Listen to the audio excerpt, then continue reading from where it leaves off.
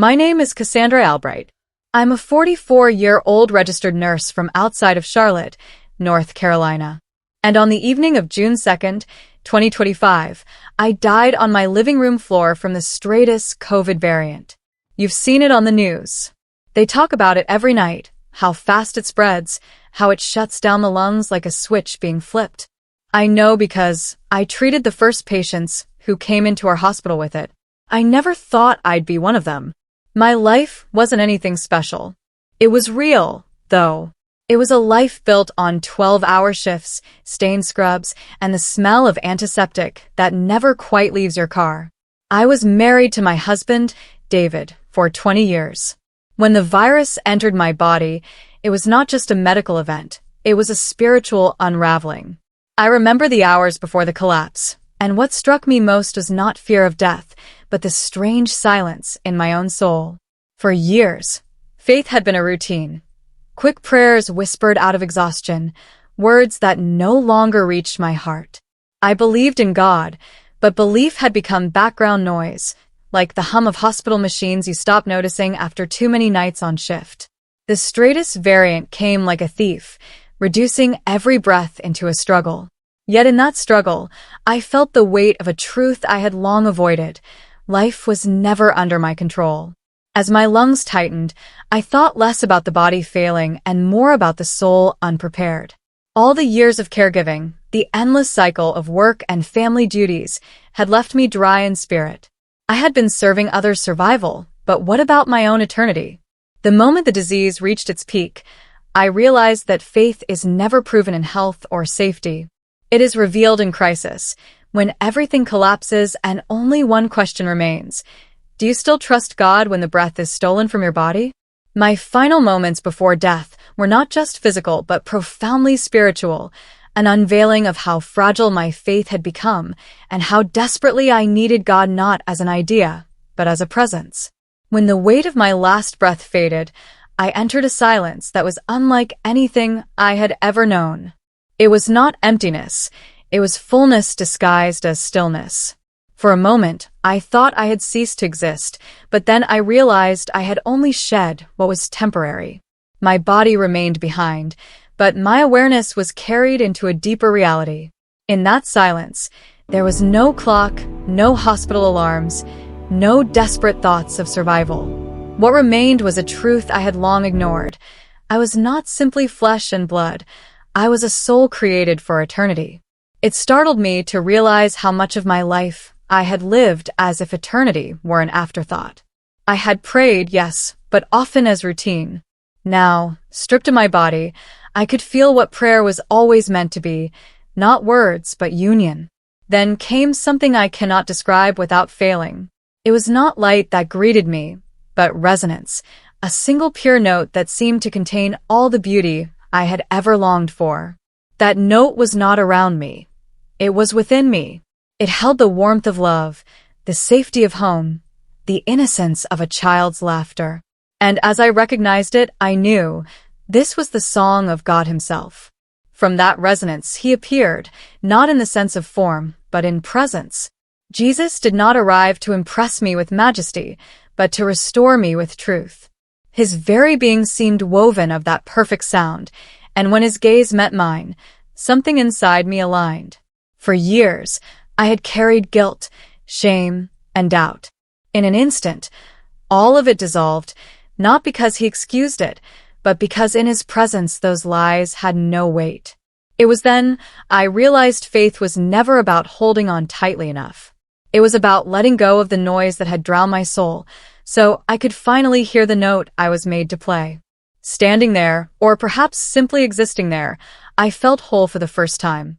It was as if my life, fragmented, weary, confused, was retuned to the harmony of its creator. As His presence surrounded me, I sensed a shift. Jesus did not speak with thunder. He simply invited me to see what I had been blind to. Suddenly, before us stretched the image of the earth, not the earth of maps or photographs, but the earth as it was in spirit. What I saw shook me deeply. It was wrapped in a suffocating blanket, gray and buzzing like static. The blanket pulsed with noise, fear, anger, envy, division. I could feel its heaviness, not as something abstract, but as a weight pressing on the soul of humanity. Every anxious headline, every hateful argument, every selfish choice added threads to this dark covering. The world was drowning in a storm of noise, and I realized this was what had been stealing my own faith for years. Jesus looked at me, and though his eyes carried sadness, they also carried clarity. "This is the great distraction." His voice echoed within me. "It makes you forget the song you were created to sing. It convinces you that fear is stronger than love." His words pierced through me. For so long, I had accepted fear as normal, a natural part of life.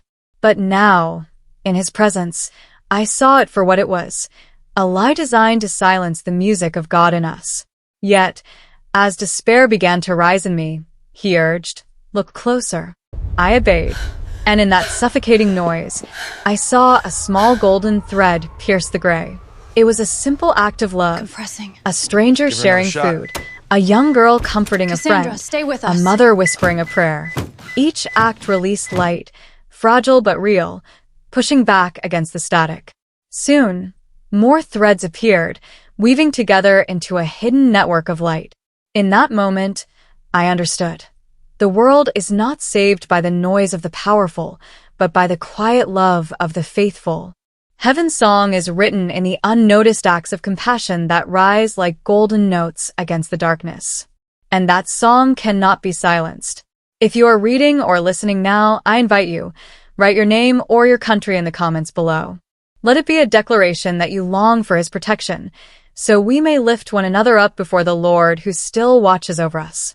As I kept watching, the golden threads multiplied. At first, they seemed fragile, like tiny sparks against a storm. But soon I noticed something remarkable. They were not isolated. Each act of love, though small, reached out toward another, connecting across distance, culture, and language. What looked insignificant alone became radiant together. The network grew, not by force, but by quiet consistency. A whispered prayer in one corner of the world resonated with a gesture of forgiveness on the other side. A child's simple kindness carried the same weight in heaven as a grand sermon. Every golden thread was like a note in an unseen symphony, weaving harmony beneath the chaos. Jesus, let me feel the contrast. The world above the blanket of static was restless, loud, desperate for attention. But beneath it, hidden in the lives of ordinary people, the true power was rising. Love did not shout. It sang. It did not demand to be noticed, yet it shaped eternity. I realized then that faith was never meant to compete with fear on the same volume. It was meant to tune into a higher frequency, one the world cannot silence. The more I watched, the more hope stirred in me. I had believed that the future was already decided, a story written only by the powerful. But here, Jesus showed me another truth. The future is being written note by note, in kitchens, in classrooms, in hospital rooms, in every place where love chooses to act. This invisible symphony was not weak, it was unstoppable. I thought about my own life, about how often I had dismissed small moments, believing they had no eternal value.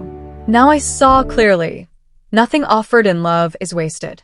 Every kindness leaves a mark on eternity. Every act of mercy pushes back the dark. And then his voice, gentle yet commanding, filled me once more. Do not underestimate the power of love. It is not the absence of struggle, it is the song that carries you through it. As the vision continued, I felt Jesus draw me deeper into what was yet to come. The golden symphony of love was real, but so too was the swelling storm. He showed me glimpses of the future, not as fixed dates or headlines, but as waves of chaos pressing against humanity. I saw sickness spreading, not only in bodies but in minds and spirits. Confusion seemed to thicken the air, leaving people unable to discern truth from lies. The noise would not fade quickly. It would rise like a tide, overwhelming nations, shaking institutions, and driving many hearts into despair. Fear would speak louder than reason. Division would cut deeper than dialogue. People would grow tired, searching for hope in leaders, technology, or wealth, yet finding none that could silence the relentless static. But Jesus' presence anchored me in a different truth. His voice, calm but unshakable, said, "The darkness will grow louder, but so will the light. As fear multiplies, love will not retreat. It will become more defined, more radiant, because the contrast will sharpen." His words struck me deeply. I realized the challenge was not to escape the storm, but to shine within it. He showed me the faithful, ordinary people, unnoticed by the world, who would carry the golden threads of light. They would forgive when others demanded vengeance, give when others hoarded, and hope when others surrendered to despair. Their quiet acts would weave a network that no force of fear could destroy. I began to see that history itself is not written only by kings or armies. It is shaped by the daily choice of ordinary souls to love instead of fear. The noise may roar like thunder, but the song of love endures like a steady flame. And in the end, it is the flame that outlasts the storm. As I stood in the beauty of his presence, one thought overwhelmed me. I never wanted to leave. The peace that flowed through me was unlike anything I had ever known on earth. For years, I had carried exhaustion, regrets, and burdens that felt too heavy to bear. But here, every weight was gone. My soul was finally at rest. I found myself silently pleading, though no words were spoken. "Please, let me stay." The thought carried both longing and desperation. How could I return to the noise, the sickness, the fear, when I had tasted this perfect harmony? In my soul, I cried out, "I am ready. I do not want to go back." Jesus looked at me with eyes that carried eternity itself. There was no anger, no disappointment, only love so deep it pierced me. He spoke gently, "My child, your part of the song is not finished. Give her another shot." Leo must still learn to hear his own note. Cassandra, stay Maya with has us. been sent as a light, and she needs her mother to guide her. David's heart is bound to yours, and he cannot walk alone. The truth struck me like a blade of light. My life was not just mine, it was tied to the lives entrusted to me. My mission was not over, and love demanded that I return. Yet I trembled, afraid. But I don't know how, I thought. The noise is too loud. The fear is too strong. His answer was firm yet tender. You don't have to silence the noise. You only have to sing your note. Love your family. Forgive quickly. Be kind to the stranger. Pray even for your enemies. Each time you choose love over fear, you strengthen the light. You make my song louder on the earth. In that moment, I realized returning was not a punishment, but a calling. To live was to become an instrument of his love in a world desperate for it. And now, dear listener, I invite you, if you long for his protection and blessing in your own life, write a comment below. Declare your trust in him, and may the Lord cover you with his grace. The moment he spoke those words, I felt something shift. It was as if a gentle door began to close, and I was being pulled away from the music that had become my home. I wanted to cling to him, but I could not. An unseen force, violent and unrelenting, dragged me backward. The peace dissolved, replaced by chaos. Suddenly, I was aware of my body again, though not in comfort, but in agony. It felt as though an iron weight slammed into my chest, tearing me apart from the inside. A piercing shock coursed through me, ripping me out of that perfect harmony. What had been freedom now felt like prison. My lungs burned, my ribs ached, and my soul cried out for the presence I had just left. Voices surrounded me, but they were muffled, broken, like echoes from underwater. Someone shouted my name. Hands pressed against me, machines beeped, and I realized I was back in the hospital. The very place I had dreaded was now where my body clung to life. I learned later that I had been gone for 22 minutes. My heart had stopped. The doctors had declared me dead. They shocked me again and again, 7 times, and nothing. David had been told it was over. And yet, without reason the world could explain, my heart began to beat once more. Not weakly, but strongly, as if something greater than medicine had commanded it. The doctors called it spontaneous recovery, but I knew the truth. I had been sent back. Not by chance, not by luck, but by the will of the one who had told me my song was not finished. Lying there, tubes in my throat, pain in my chest, I felt two things at once: sorrow for leaving his presence, and awe that he had entrusted me with more time. My return was not the end of the story. It was the beginning of a mission I could no longer ignore.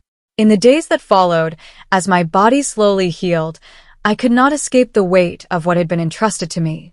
The doctors marveled at my recovery, calling it unexplainable, but I knew the explanation. I had been given back not simply my breath, but a mission. My time beyond the veil was not meant to be a secret memory. It was a message that demanded to be lived and shared. The message was not complicated, yet it carried eternal weight. Jesus had not told me the timeline of world events, nor revealed the mysteries of politics or nations. Instead, he showed me the deeper truth. Heaven is real, and its song is already echoing here on earth. But the noise of fear and division seeks to drown it out. Our calling is not to join the noise, but to add our note to his song. I began to see my life differently. It was no longer about surviving shifts at the hospital or paying bills or simply making it through the week. Every interaction, whether with my children, my husband, my patients, or even strangers, was now an invitation to choose love over fear. A smile, a word of forgiveness, a prayer spoken in secret. All these were golden notes, pushing back the static of the world. The more I thought about it, the clearer it became. The power of faith is not found in grand gestures, but in consistent acts of love. That is the symphony God is writing through us. And if each of us plays our note faithfully, together we become a song that cannot be silenced. So when I tell my story, it is not to draw attention to myself, but to the one who saved me. I was sent back to remind you that your life has meaning far beyond what you see. You are a note in his eternal song. Do not underestimate it. The more I reflected on what I had seen, the more I realized the mission was not distant or complicated. It was not about waiting for some grand stage to appear. It was about the choices made in the ordinary rhythm of each day. Jesus had shown me that the battle between noise and light is fought not in palaces or courts, but in living rooms, kitchens, workplaces, and quiet moments of the heart. To love my family became more than duty, it became worship. Every hug for my children, every word of encouragement to my husband, was no longer small. They were golden notes, lifting the weight of fear in the world.